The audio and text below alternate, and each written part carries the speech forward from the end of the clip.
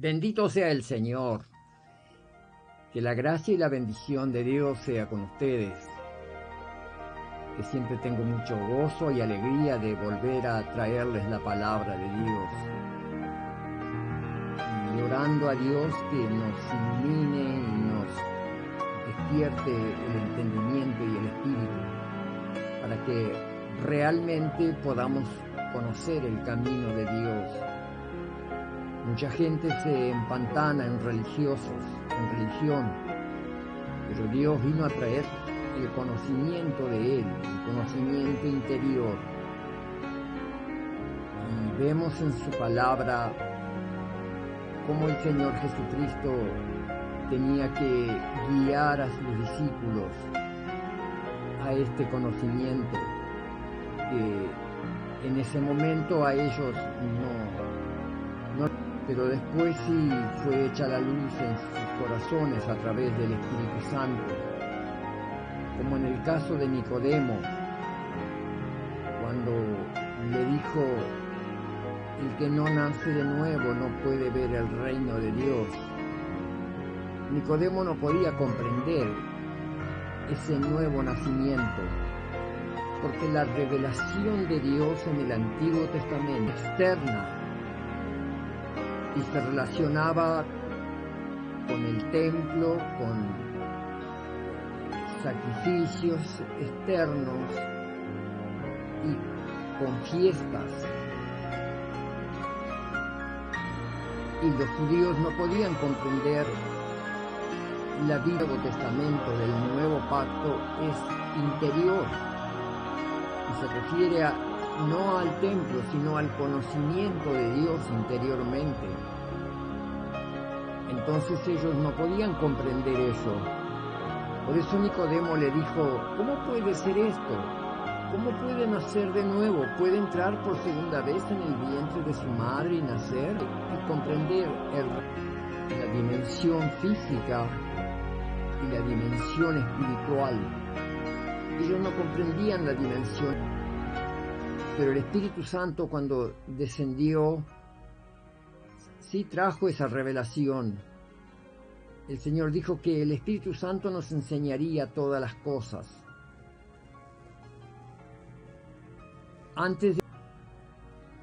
Y los hombres pensaban que Dios estando en el cielo y ellos estando aquí solamente. Y a pesar de eso, hasta ahora, mucha gente también que es creyente, pero piensa de esa manera.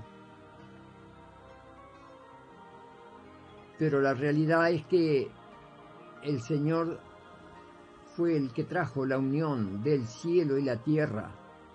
En el Señor Jesucristo se produjo eso. Y Él está en nosotros, y el cielo está en nosotros. La vida, Él es el reino de Dios.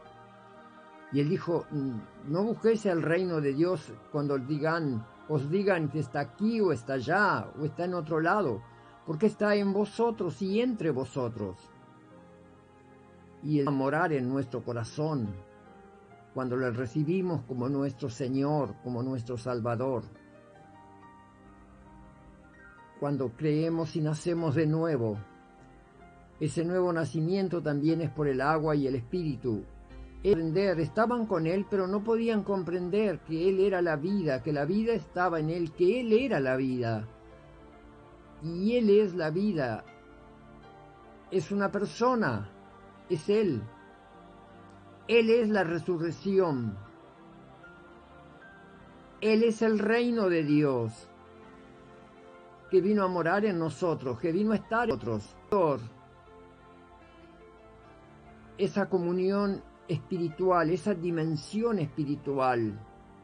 El grito de Dios es que su gloria sea conocida en toda la tierra. Cuando el Señor resucitó, dice que lo llenó todo de su gloria. Pero si su gloria está y nadie la conoce, no ayuda. Debemos conocer esa gloria, entenderla a través del Espíritu. Y notamos aquí algo tan extraordinario. Dice que el Señor les hablaba a los discípulos que Él no daba testimonio de Él, sino que el Padre daba testimonio. Y que el Señor les decía que Él no los iba a acusar ante el Padre, que quien los iba a acusar era Moisés, quien ellos en el Señor. Porque si creyeran en los escritos de Moisés, creerían en el Señor, porque de el Señor escribió Moisés. Y acá encontramos, dice, después de estas cosas, ¿no? Y le seguía gran multitud por Pascua, la fiesta de los... Había venido a él una gran multitud. Entonces dijo a Felipe el Señor Jesucristo: ¿de dónde compraremos pan para que coman estos? Felipe, como todos los otros, no tenía la mirada en el mundo espiritual, en la dimensión espiritual donde está toda la abundancia y donde está todo la infinidad de posibilidades, sino que su mirada estaba solamente en la dimensión física, en el mundo material. Entonces Felipe dijo: pero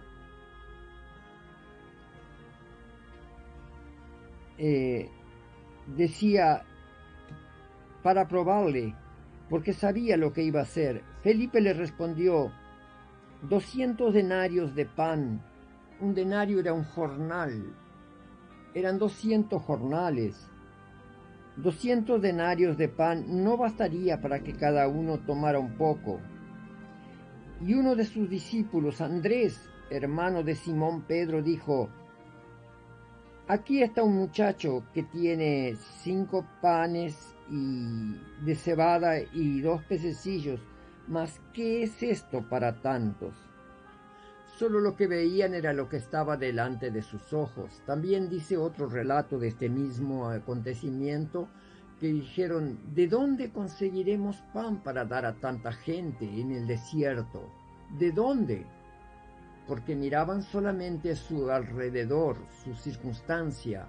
No miraban al Señor que podía proveer. No tenían la fe en el Señor, pues el Señor estaba con ellos, pero tampoco lo entendían. No lo comprendían, que Dios estaba en el Señor y que el Señor hacía la voluntad del Padre, que Él todo lo que hacía era lo que el Padre había mandado hacer para tanta gente. Entonces Jesús le dijo: haced recostar la gente. Y también había mucha hierba en aquel lugar. Y tomó Jesús aquellos panes y aquellos 2 pececitos, y los bendijo y los repartió entre ellos, los discípulos, y les dio que pusieran delante de la gente. Y cuando se hubieron sentado, dijo a sus discípulos, cuando se hubieron saciado también, dijo a sus discípulos: recoged los pedazos que sobraron. Y recogieron pues y llenaron 12 cestas de pedazos de los 5 panes y de los pececillos que tenían y que habían comido y se habían saciado.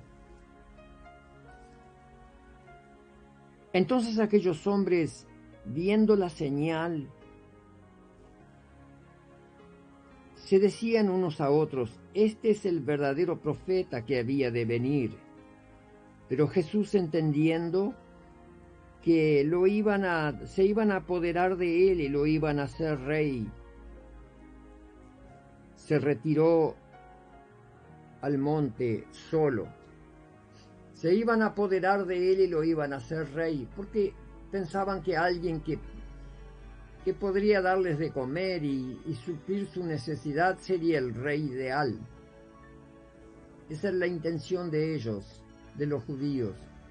No esperaban el reino de Dios, sino que querían tener siempre el reino natural, el reino, continuación del rey David. Por eso él se fue, porque él vino a traer la revelación de la vida, de que él reinaría, pero en nuestros corazones, en nuestra vida, y que él supliría todas las cosas y traía, y aquellas señales que él hacía eran las señales de que él era el Mesías, el enviado de Dios. Los discípulos no comprendían, pero después lo comprendieron. Y ahora en este tiempo también nosotros tenemos que comprender que Él vive en nosotros, que cuando tenemos conciencia de nuestro espíritu, de la vida espiritual, del mundo espiritual, tenemos una infinidad de posibilidades, infinitas las posibilidades, un océano de posibilidades, y que podemos confiar en Dios, porque la revelación del nuevo pacto es interior, es en el conocimiento de Dios y de la gloria de Dios. Este mensaje es que nosotros podamos quitar el arrepentimiento. Él dijo: arrepentíos, porque el reino de los cielos se ha acercado. Ese arrepentimiento no era por las acciones que habían hecho, porque la muerte de Jesús en la cruz incluía todos los pecados inimaginables de la humanidad. El arrepentimiento era cambiar el rumbo, volverse del mundo físico al mundo espiritual, de la dimensión física a la dimensión espiritual, y tener conciencia del espíritu. Nosotros somos un espíritu, tenemos un cuerpo y un alma, pero somos esencialmente un espíritu, y nuestra parte espiritual es mayor que la natural. Somos más grandes espiritualmente de lo que somos naturalmente. Y si tenemos conciencia del espíritu, tenemos una posibilidad infinita en todas las cosas. Y la bendición de Dios está para nosotros. Él nos bendijo espiritualmente. Dice que antes de la fundación del mundo nos bendijo con toda bendición espiritual en Cristo, en Él. Así que cuando le recibimos a Él tenemos la vida y toda bendición. ¿Por qué va a andar usted sufriendo en este mundo? Todas las consecuencias que hay y los problemas. No tenga conciencia de su cuerpo, tenga conciencia del Señor, de su vida espiritual. Y ahí no hay dolor, ni lágrimas, ni sufrimientos. Ahí todo es posible cuando creemos en el Señor y tenemos la vida eterna. Mucha gente cree que va a ir al cielo, pero no tienen conciencia de Dios ni de nada. No está bien así. Necesitan creer en el Señor y confiar en Él. Puede hacerlo ahora. Confíe en el Señor. Este mensaje es para orientarles al Señor, llevarles al Señor. Arrepentíos, vuélvase al Señor. Él es espíritu y nosotros somos espíritu. Fuimos hechos a la imagen de Dios. Crea en Él y reciba la vida. Puede hacerlo ahora. Lo guiaré en esta oración sencilla, pero la determinación suya de confiar en el Señor, eso es lo que le va a llevar a la salvación. Esa es la salvación. Puede orar conmigo. Dígalo ahora: Señor, gracias. Dígale: gracias, Señor. Gracias que por tu muerte en la cruz y tu sangre derramada, tu preciosa sangre me limpia de todo pecado. Y califico para el cielo por confiar en ti y en tu sangre que me limpia de todo pecado. Me arrepiento, Señor, y me vuelvo a ti de todo corazón. Te recibo como mi Señor, como el Señor de mi vida, como mi Salvador. No permitas que me pierda, Señor, ni que me confunda, ni que sea cegado por el espíritu del diablo. Abre mi entendimiento, despierta mi espíritu, Señor, para que comprenda. Gracias te doy, Señor Jesús. En tus manos encomiendo mi vida de ahora y para siempre. Amén. Voy a orar por usted y si Dios lo va a sanar de cualquier enfermedad, ponga la mano donde tiene el dolor y la sanidad va a venir, porque Él dijo: pondrán las manos sobre los enfermos y sanarán. En el nombre de Jesús, Señor, te ruego por cada persona, tócalos. Ahí donde ellos ponen su mano, Señor, tócalos y sánalos. Tú ya lo hiciste, por su llaga fuimos curados. Reciban la sanidad que nos fue otorgada en la cruz. Ese sacrificio de